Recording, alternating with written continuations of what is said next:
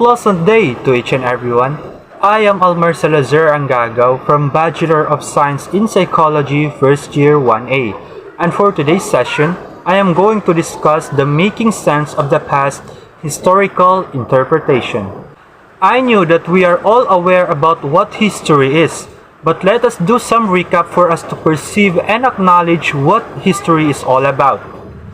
History is the study of the past, but a more contemporary definition is centered on how it impacts the present through its consequences.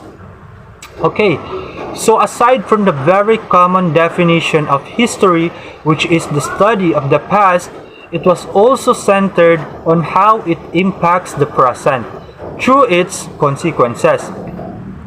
It implies that our history really matters because it helps every one of us, specifically or especially us individuals and our societies, to understand or recognize why our societies or our country are the way they are. So history can answer this question. And always remember that whatever your status or condition in present times, it is the consequence or outcome of past activities and resolution.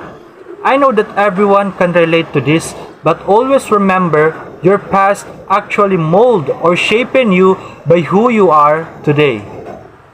Jeffrey Baraclough, an English historian, defines history as the attempt to discover, on the basis of fragmentary evidence, the significant things about the past.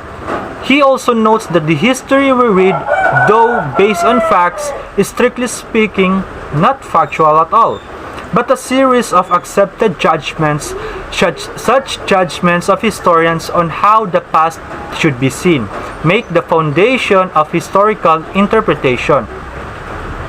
So Jeffrey Baraclough was trying to tell us that history is made up of small or unconnected evidence or information, which historians try to attach or connect in order to discover some important information or details about the past. He also notes that the books we read about history saying na it is based on facts is strictly speaking not factual at all. How or why? Because it was all about or based on the judgment of historians. However, history can be manipulated or altered. This can be achieved by creating events that actually did not happen, altering or pinapalitan or change yung mga events that actually did happen, or omitting events altogether. Yung iba pang mga huge events kung saan ay totoo is kinakalimutan na lang dahil sa yung false or alternate version ay mas tinatanggap nila bilang tama. What will be the result of these activities or actions? The knowledge of the truth will die with those who live or witness it, and the alternative version will be universally accepted as true. Although historians is also a human who are capable in making mistakes, but they should be careful, or cautious in setting down judgments about history, because any unsuitable information or details may lead people to uncertainty.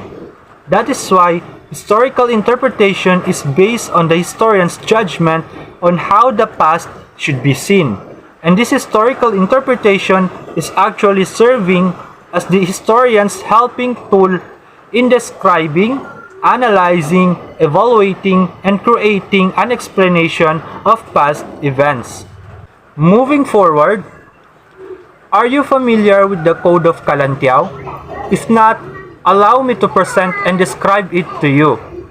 The Code of Kalantiao is a mythical legal code in the epic history Maragtas. Maragtas means great country or great people.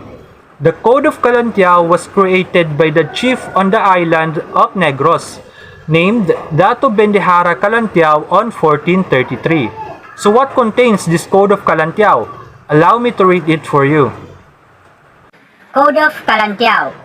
Dato Bendihara Kalantiao, 3rd Chief of Panay, born in Aklan, established his government in the peninsula of Batang, Aklan, Sakop.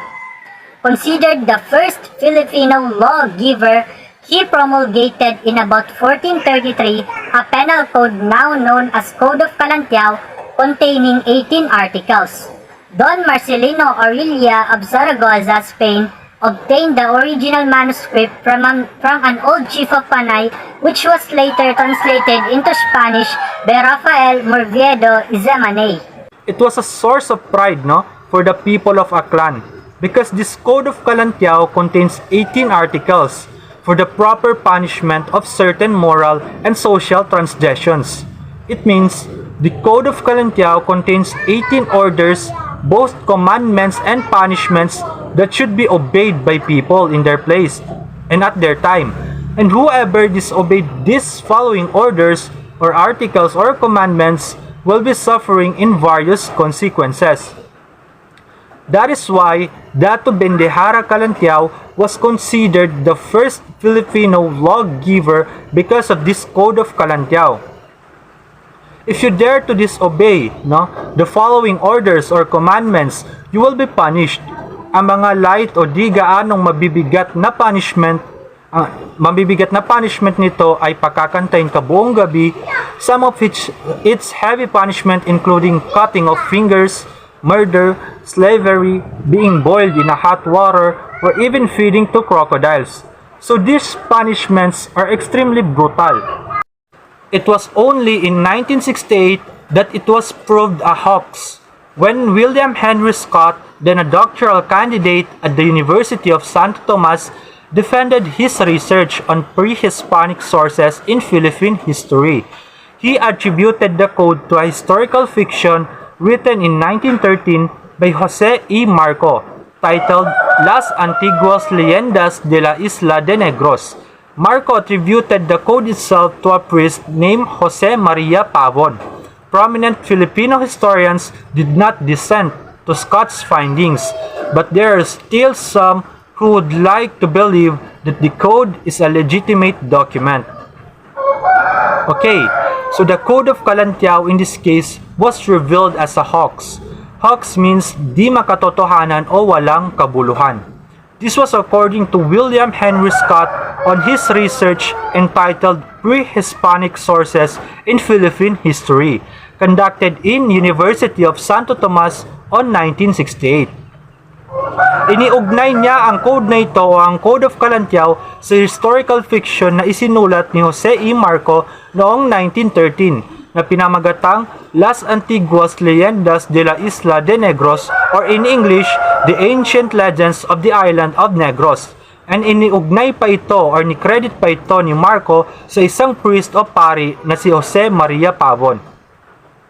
As you observed, walang nabanggit na kung sino mang chief o Dato Bendahara Calantiao sa kanilang research. And imagine, noong 1433 pa ginawa ang Code of Calantiao, so di pa sila ipinapanganak noon. And yung mga sikat o mga tanyag na historian did not dissent to Scott's findings. Ibig sabihin, pati ang mga sikat o tanyag na historian ay hindi sila tutol. It means, agree sila sa findings o sa research ni Scott. But there are still some who would like to believe that the code is a legitimate document. Specifically, yung mga tao sa Negros.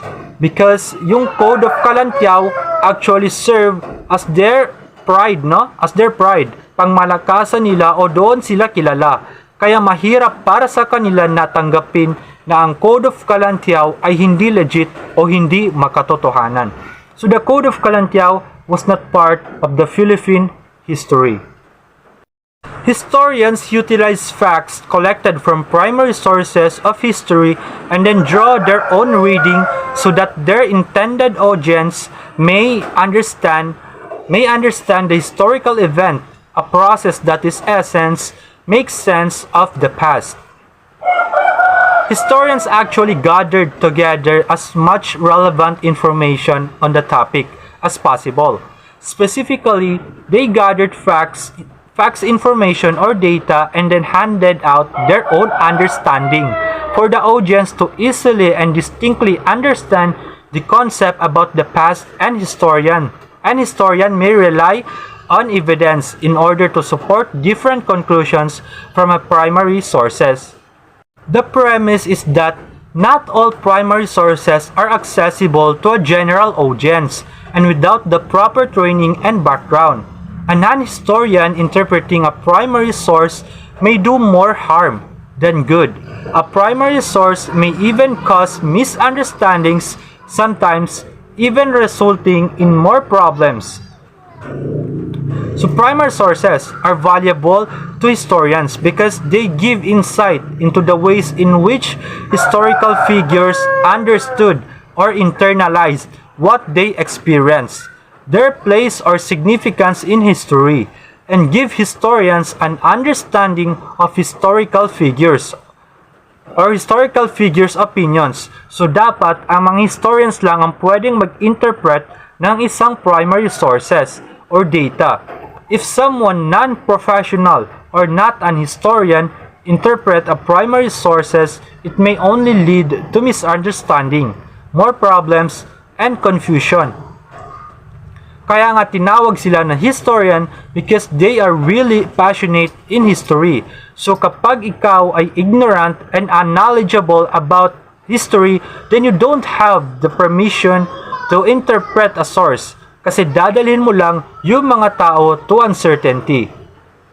As students of history, we must be well equipped to recognize different types of interpretations. Hindi yung puro side mo lang or puro yung interpretation mo lang. As an historian, you must negotiate or seek help to other historians in order to build a more concrete idea or proficiency about a certain topic.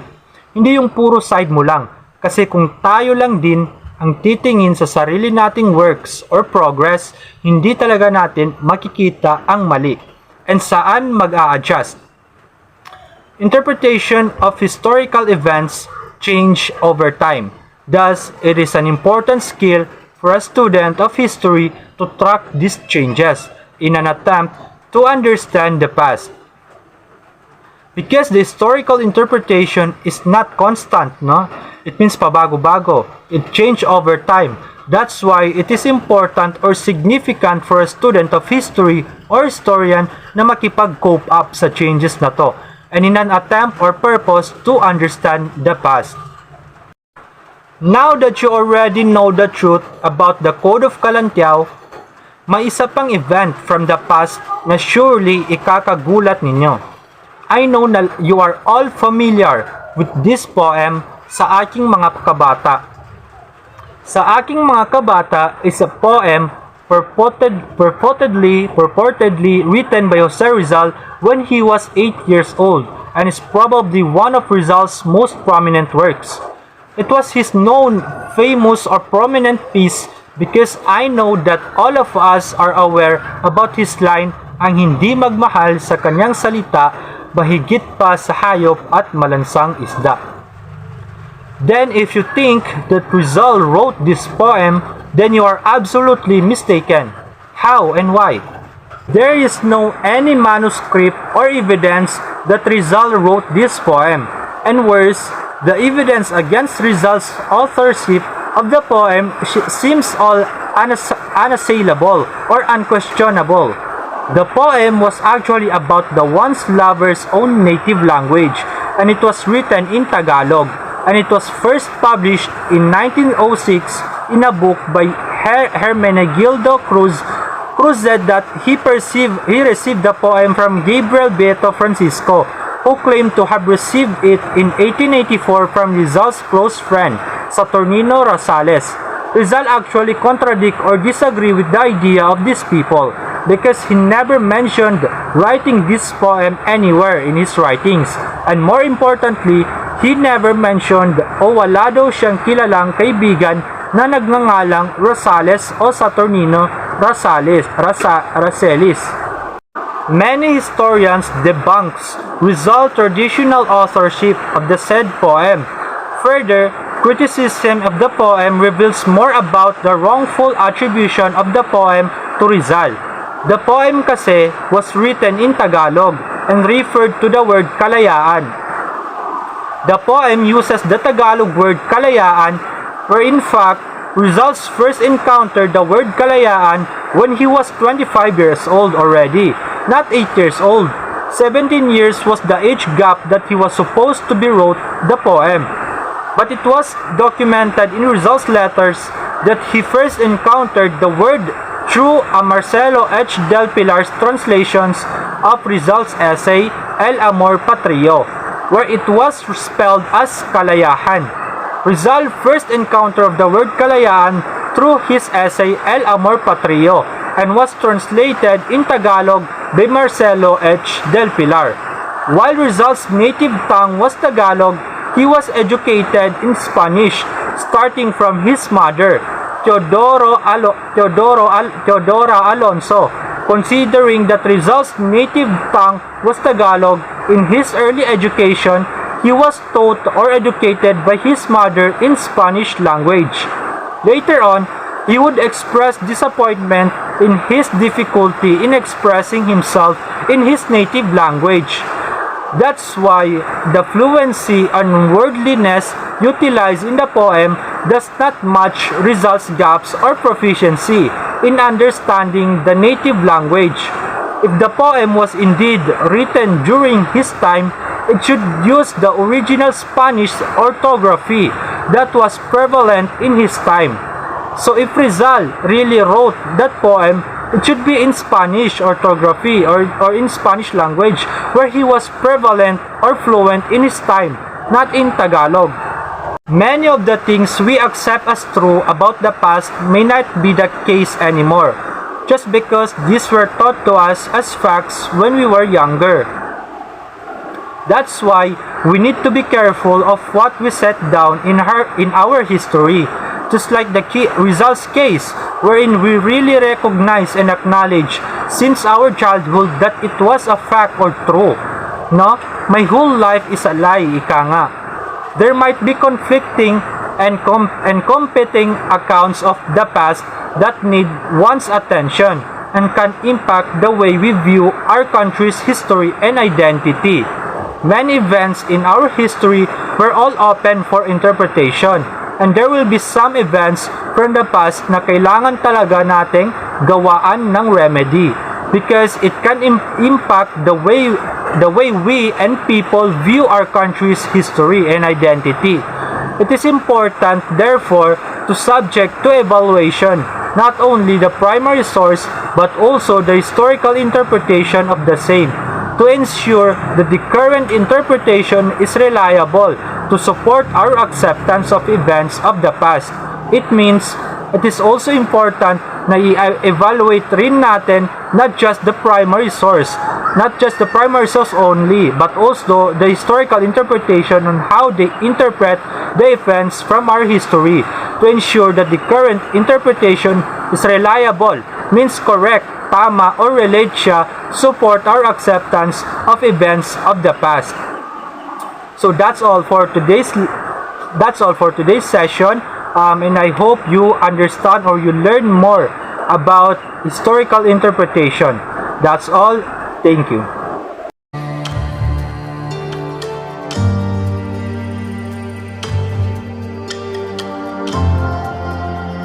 Good day everyone, I am AYAH SALIC from BSP 1A and I'll be discussing multiperspectivity.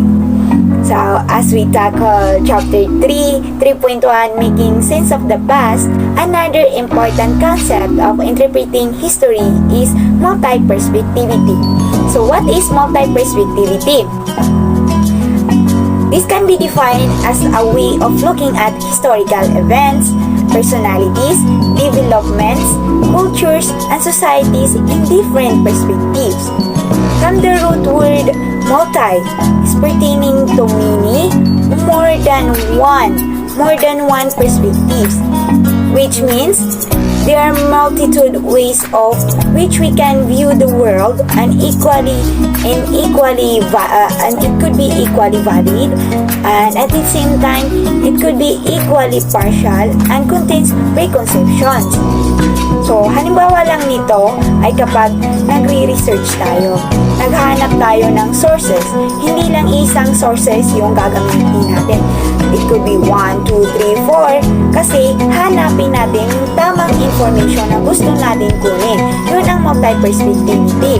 Hindi lang isa yung titingnan natin, kundi maraming sources. In historical records, pwede itong nababawasan, pwedeng nadadagdagan. Nakadepende lang ito sa mga historia na nagsulat nito. That's how important multiperspectivity is. The historian decides on what sources they use. They may misinterpret the evidence. Nakadepende sa kanila kung ano yung isusulat nila. Pwedeng yung katotohanan palitan nila ng kasinungalingan. Kaya nga kailangan natin yung different perspectives ng mga historical narratives kasi para mahanap natin din yung totoong information na kailangan nating makuha. As we know, one perspective or one historical narrative cannot provide enough information and evidence. That's why we need other sources to understand and interpret the data or interpret the history in which the different sources has different historical truths too. So, in which with multiperspectivity as an approach in history, we must understand that historical interpretation contain discrepancies, pagkakaiba-iba, contradiction, magkakasalungat, and ambiguities, malabo, pwedeng hindi masyadong clear na information, and are often the focus of dissent. So that's all everyone. Thank you for listening.